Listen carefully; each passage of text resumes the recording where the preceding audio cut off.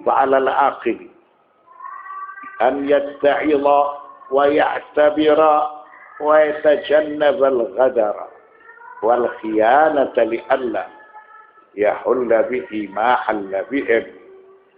Maka supaya orang yang berakal itu bisa mengambil pelajaran. Orang yang berakal dia tidak boleh berkhianat, menyalahi janji, supaya dia tidak mendapatkan sanksi, hukuman seperti sanksi dan hukuman itu diberikan kepada para pengkhianat. Walaula an kataballahu alaihimul jalaa la'azzabahum fid dunya wa lahum fil akhirati 'adzabun nar.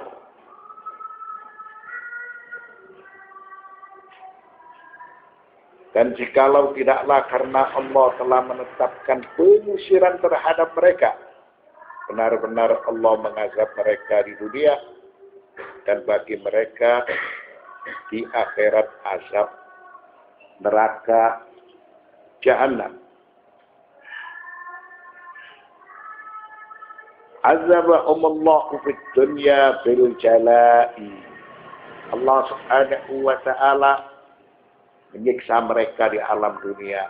Mereka diusir, mereka ditaklukkan, mereka dijadikan orang-orang yang hina.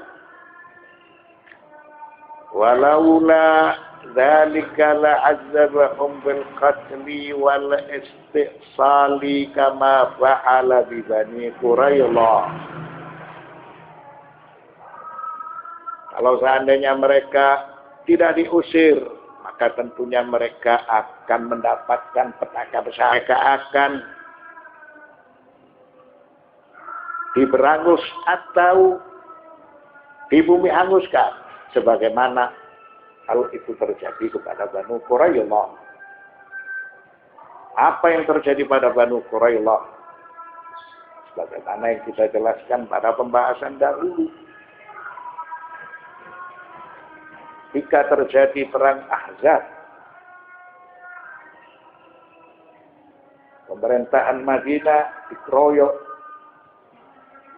oleh orang-orang kufar, oleh orang-orang musyrik yang dipelopori oleh Quraisy atau yang dipimpin oleh Abu Sufyan bin Harb. Ketika orang-orang Islam harus konsentrasi menghadapi mereka, Banu Quraidah berkhianat. Yang menjadikan permasalahan itu pelik dan sulit. Setelah Al-Ahzab, mereka yang memerangi pemerintahan Madinah atau yang memerangi Nabi Muhammad sallallahu alaihi wasallam dari beberapa golongan orang-orang kufar dan orang-orang musyrik yang dipelopori oleh Quraisy atau Abu Sufyan. Mereka cemas dan takut meninggalkan Madinah. Lalu Bani Quraidah diberi sanksi yang tegas. Mereka diajak beriman oleh Nabi Muhammad sallallahu alaihi wasallam. Supaya berikrar dengan 2 kalimat syahadat, mereka menolak. Lalu mereka dikepung selama 25 malam. Akhirnya mereka menyerah. Lalu mereka meminta kepada Nabi supaya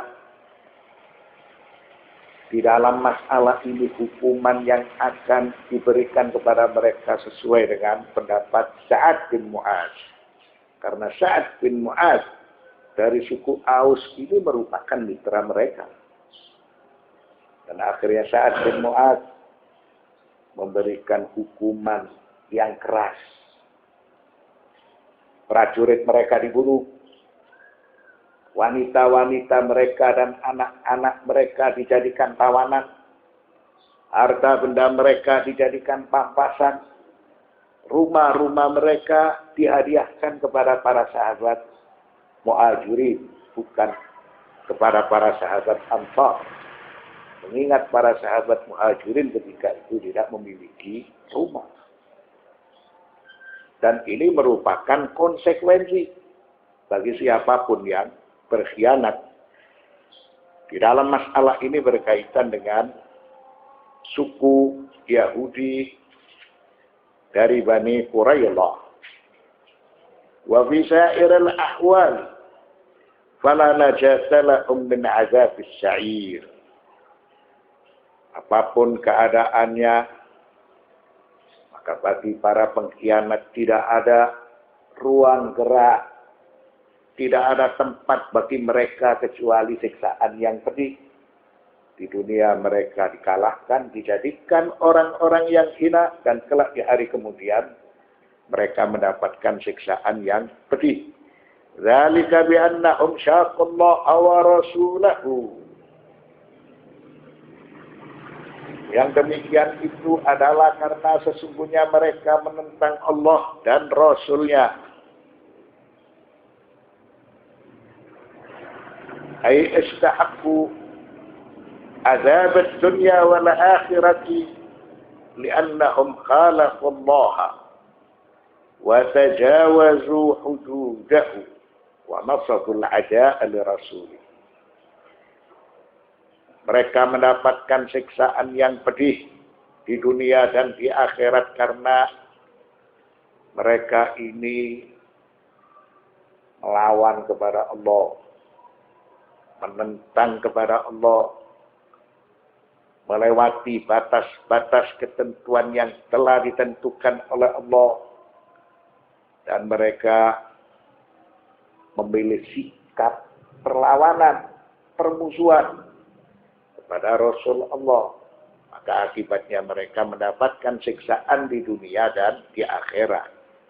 Contoh seperti Bani Nadir dan seperti Bani Quraidah.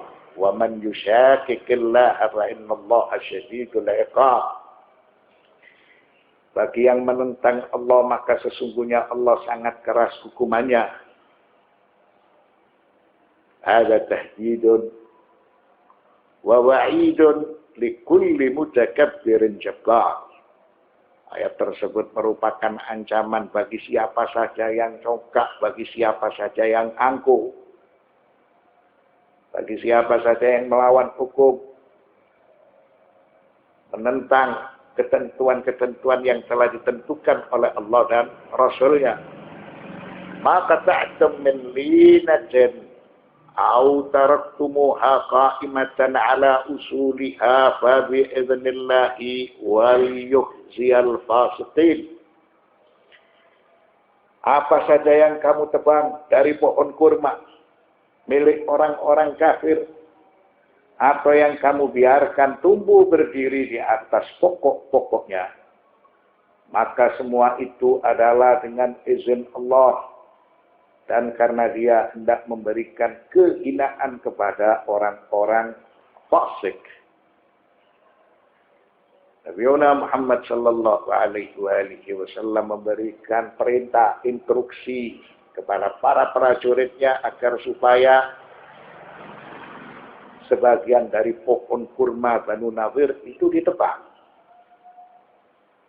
Mengapa ditebang? Karena ada beberapa alasan, di antaranya supaya Bani Nadir semakin jengkel, semakin marah. Fa dhannal ba'lu anna hadza naw'un min ad-dahri. Fa bayyana subhanahu anna kullama waqa'a min qat'in nahif wa ma taraka minhu bighairi qat'in fa huwa bi amrillah. Maka tentunya sebagian berpendapat bahwa apa yang dilakukan oleh Nabi Muhammad serta orang-orang yang beriman,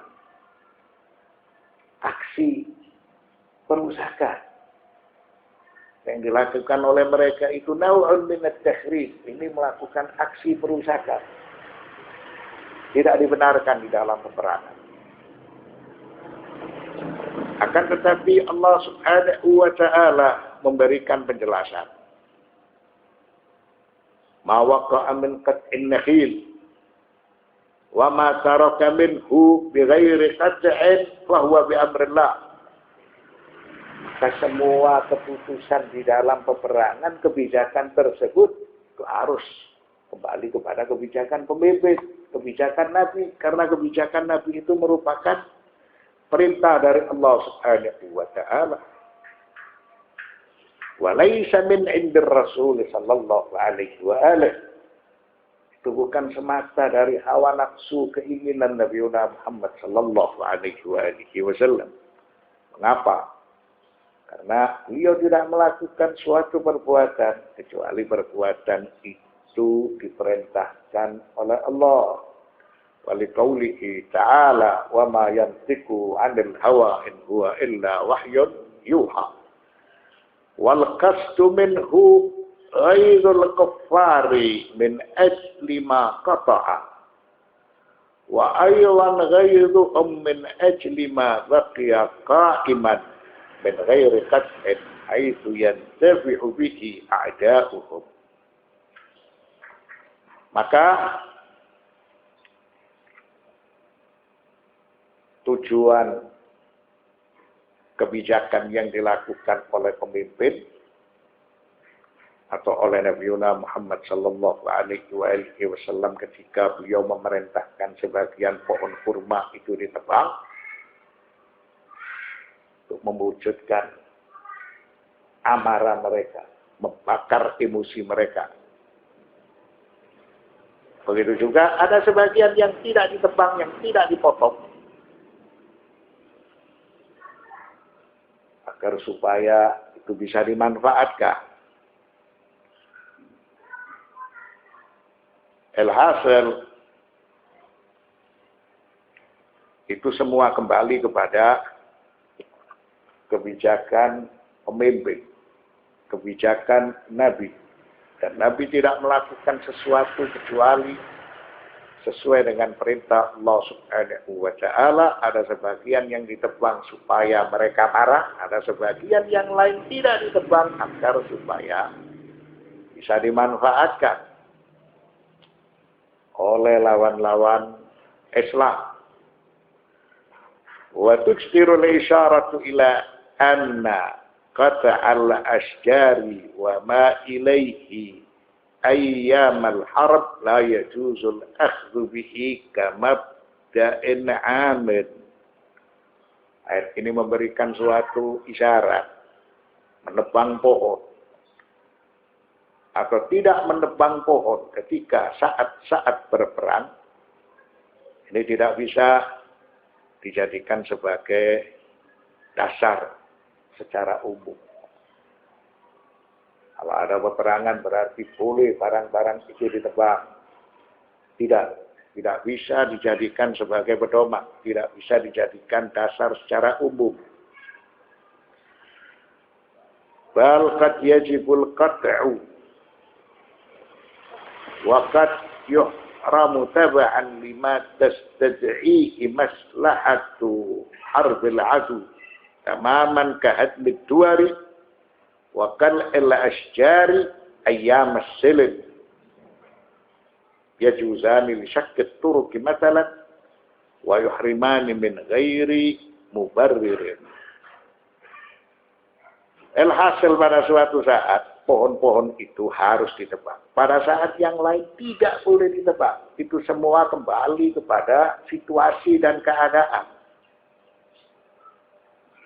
Pada saat-saat berperang. Begitu juga tidak berbeda dalam situasi keadaan damai. Rumah-rumah itu boleh dirobohkan. Pepohonan itu boleh ditebang. Ini tidak dalam keadaan perang. Karena apa? Karena untuk kepentingan umum. Jadi itu semua harus memiliki alasan. Dan itu semua kembali kepada kebijakan seorang pemimpin.